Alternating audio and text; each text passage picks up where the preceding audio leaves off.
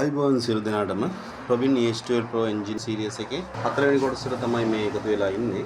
කලින් වීඩියෝස් වල මම කතා කරා ජම්පින් මේකර් එකෙන් එන්ජින් එක ගලව ගන්න තැන ඉඳලා එයා ක්ලීනර් එක, සයිලන්සර් එක, නැත්නම් මෆ්ලර් එක, ඊට පස්සේ හෙඩ් එකේ කොටස් ටික සහ අන්තිමට කතා කරා මේන් බෙයාරින් කවර් එක ගලවගෙන ඇතුලේ තියෙන කැම් ෂාෆ්ට් එක ගලව ගන්න තැනට එනකම් සහ ඊට අමතරව ඒවට සම්බන්ධ කොටස් ගැනත්. ඉතින් මේක සම්පූර්ණ වීඩියෝ සීරීස් එකක් නිසා වීඩියෝ ටිකක් දිග ඇති. ඒත් මේ වීඩියෝ සීරීස් එක සම්පූර්ණ බැලුවට පස්සේ ඔයාලට තනියම එන්ජින් එකක් ගලවලා සවි කරගන්න මට්ටමට එනකම් දැනුමක් ගන්න පුළුවන් වෙයි. මොකද පෙට්‍රල් 4 ස්ට්‍රෝක් හැම එන්ජින් එකකම වගේ පොඩි පොඩි වෙනස්කම් නම් තියෙන්නේ එකම තියරි එක. හරි. මේ වීඩියෝ එකේදී මම පෙන්වන්නම් මේ එන්ජින් එක ගලවන්න හේතු වුණු කාරණාව මොකක්ද කියලා. යමු එහෙනම් වීඩියෝ එකට. රයිට්, මේ තියෙන මේ එන්ජින් එකේ ගලවන්නලා වෙන් කරගත්ත සිලින්ඩර් හෙඩ් එකේ කොටස. එතකොට මේ කොටසේ තමයි ප්‍රධානම ලෙඩේ තිබුණේ. ඔයාලට පේනවා ඇති මේ ස්ප්‍රින් දෙකක් සම්බන්ධ කොටස් දෙකක්. ඒ තමයි අපි හඳුන්වන මේකේ වෑල් දෙක. ඉතින් මේ වෑල් දෙකට එනවා ඔයාලට පේනවද දන්නේ. ස්ප්‍රින් එක ඇතුලේ තියෙනවා දුඹුරු පාටට හුරු කොටස් දෙකක්. ඒවට තමයි වෑල් සීල් කියන්නේ. මෙන්න මේ තියෙන්නේ මේ පේන්නේ වෑල් සීල්. ගලපුවම මම පෙන්වන්නම්. ඉතින් මේ වෑල් සීල් දෙකෙන් එකක පොඩි අවුලක් තියෙනවා.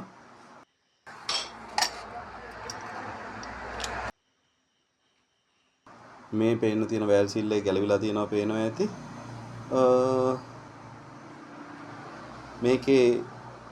මේකේ මෙහෙම බැලුවම හොඳට පේනවා. මේ මෙන්න මේ වෑල් සීල් එක ගැලවිලා තියෙන්නේ. අර වෑල් සීල් එක හොඳින් සම්බන්ධ වෙලා තියෙන්නේ. එතකොට ඔයාලට පේනවා ඇති මේ වෑල් සීල් එක ගැලවිලා තිබුණත් පැත්තේ වෑල් එක ළඟ ගොඩක් කාබන් බැඳලා තියෙනවා.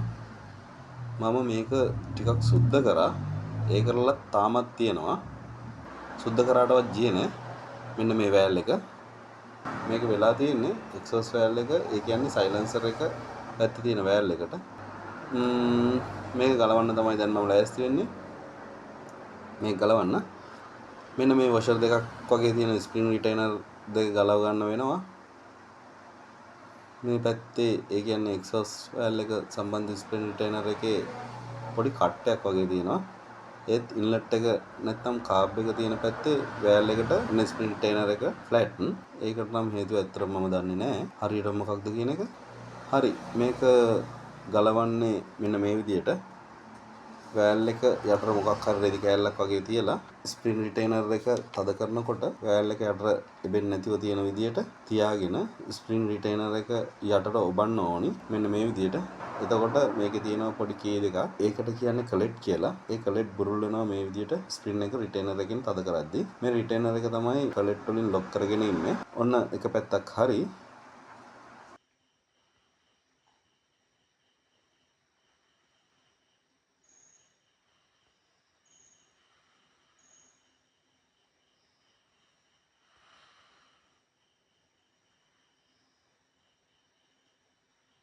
මෙන්න මේක තමයි වෑල් සීල් එක කියන්නේ. මේ වෑල් එක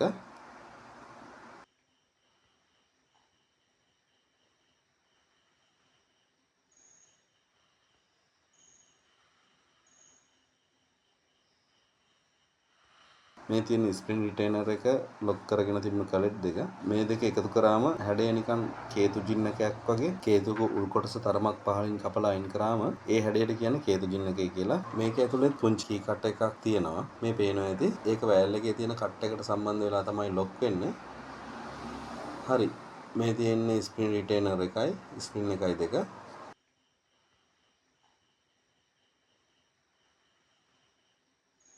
එතකොට මේ තියෙන්නේ ඉන්ලට් වෑල් එක.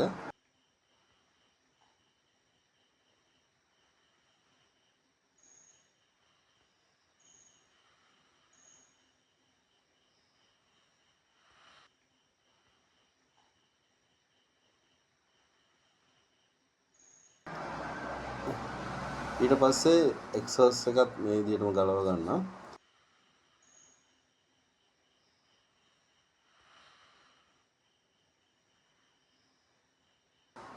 එක එක කලෙක්ට් එකක් නම් ගැලවුණා. අනික තියෙනවා තව.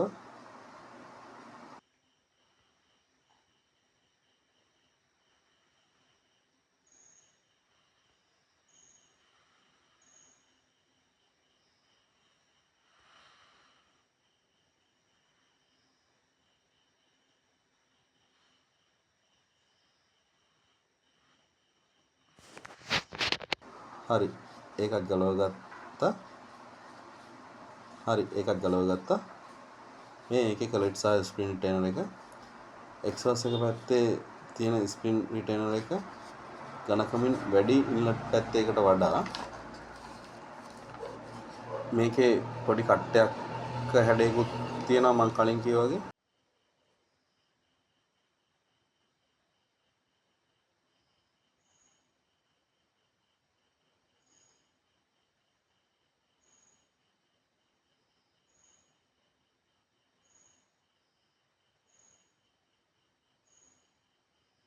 මේ තියෙන්නේ කලෙට් දෙක. ඉතින් මේකේ වෑල් සීල් දෙක වෑල් ගයිඩ් දෙකට සම්බන්ධ වෙලා තියෙන්න තිබුණත් එක්සෝස් එක පැත්තේ වෑල් සීල් එක වෑල් ගයිඩ් එකට සම්බන්ධ වෙලා නැහැ. ඒක ගැලවිලා වෑල් එකේ බඳ කොටසේ තමයි රැඳිලා තිබුණේ. මේ බලන්න මේ තියෙන්නේ ඉන්ලට් වෑල් සීල් එක. ඒක වෑල් ගයිඩ් එකට අවශ්‍ය පරිදි සම්බන්ධ වෙනවා. ඒත් එක්සෝස් වෑල් සීල් එක ගැලවිලා වෑල් එකේ බඳ කොටසේ තමයි තියෙන්නේ.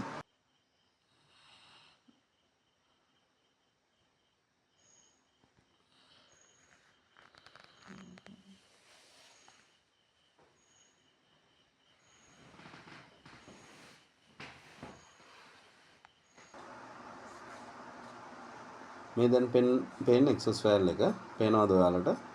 මේ වෑල් එක පිච්චිලා වගේ තියෙන්නේ සම්පූර්ණ කාබන් වලින් පිරීලා.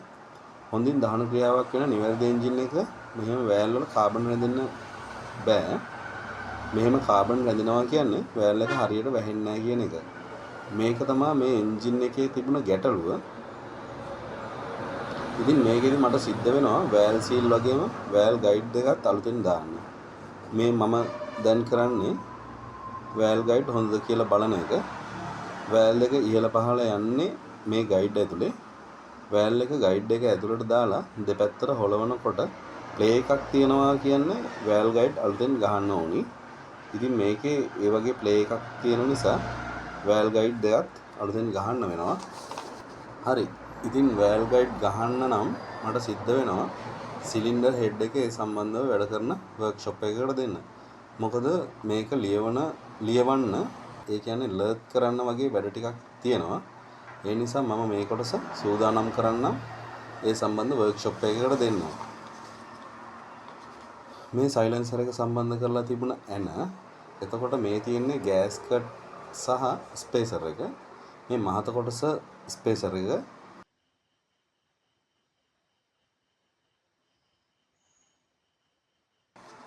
ඊට පස්සේ ගලවන්නේ සිලින්ඩර් හෙඩ් එකයි බ්‍රීතර් එකයි අතර තිබුණ ගෑස්කට් එක.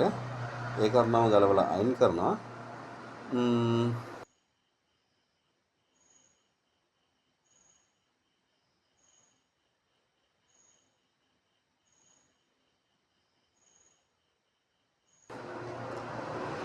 දැන් මට සිද්ධ වෙනවා මේ කාබියුරේටර් එකත් ගලවලා අයින් කරන්න.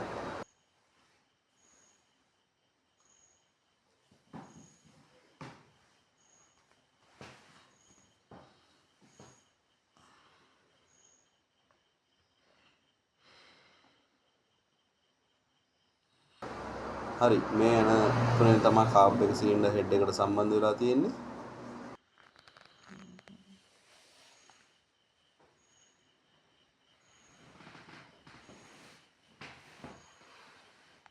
ඉතින් මේ කොටසත් මේ විදිහට ගලව ගන්නවා.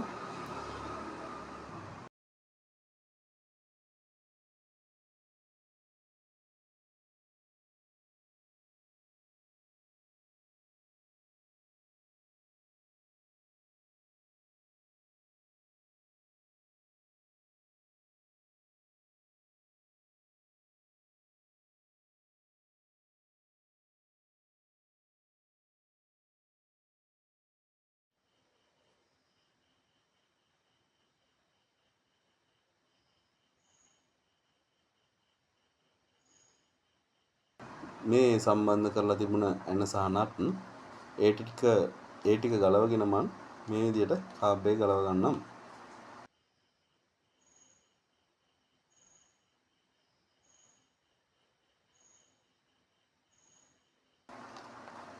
හරි.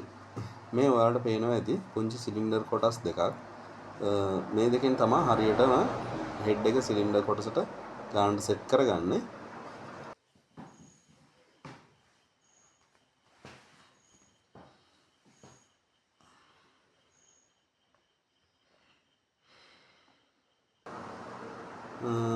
මේක එක්සෝස් එක පැත්තේ වැල් ෂීට් එකක් හොඳටම සවුත් වෙලා තියෙන්නේ. ඒ ටිකත් හදා ගන්න වෙනවා. රොකා ආම් දෙකක් ගලවලාම අරන් යන්න තමයි මම ලෑස්තිය. නැත්නම් වැල් ගයිඩ් ගහනකොට සමහර විට මේක ඩැමේජ් වෙන්න පුළුවන්. මේ මෙතනින් තමයි පුෂ් රොඩ් එක එන්නේ. මේ සේරම අයින් කරලා මේ කොටස විතරක් මම වැල් ගයිඩ් ගහන හොඳ වර්ක්ෂොප් එකකට යවනවා. මේ තියෙන වැල් ගයිඩ් මේ දෙක ගලවලා අලුත් දෙයක් ගහන්න තමයි වර්ක්ෂොප් එකට ගෙනියන්නේ. වැල් එක දැම්මම ටිකක් ලොකු ප්ලේ එකක් තියෙනවා. මේ ගලවන්නේ රොකා ආම් ඉන්ලට් එක පැත්තේ රොකා ආම් එක.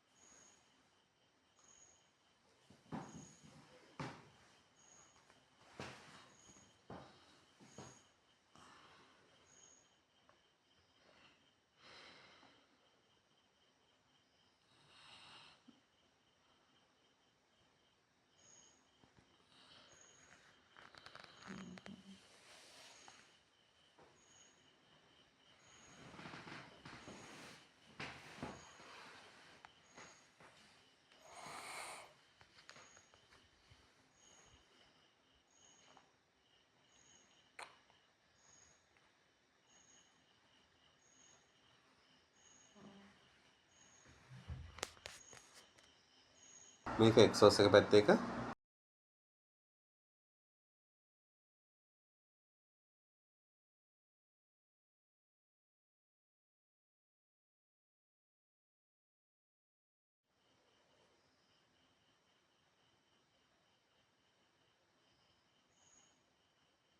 ගයිඩ් ප්ලේට් එකක් ගැලවුණා.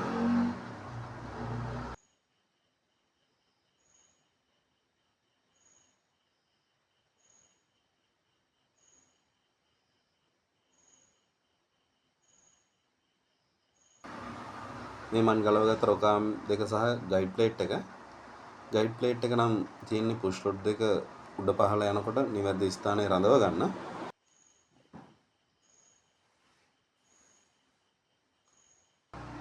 එහෙනම් මන් වැල් ගයිඩ් ගන්න මේ කොටස යවනවා. මේකේ තව ක්ලිප් එකක් සම්බන්ධ වුණ ඇණයක් තියෙනවා. ඒකත් ගලවන ගමන්ම මම වීඩියෝ එකත් නතර කරනවා. ඊළඟ කොටසින් හමු වෙමු. සුබ දවසක් සියලු දෙනාටම.